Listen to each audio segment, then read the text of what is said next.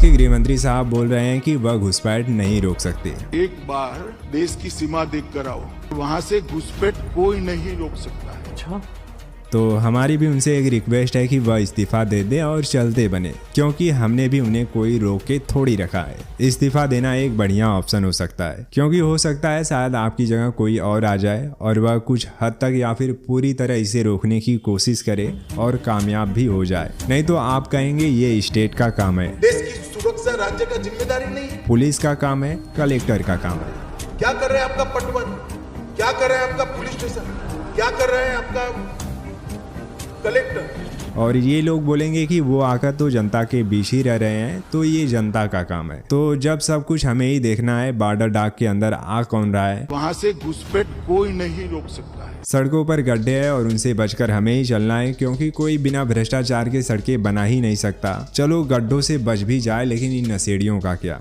पलक झपकते कब आपकी जिंदगी भी नींद की झपकी ले ले, इसका भी पता नहीं, क्योंकि इससे भी कोई नहीं रोक सकता है।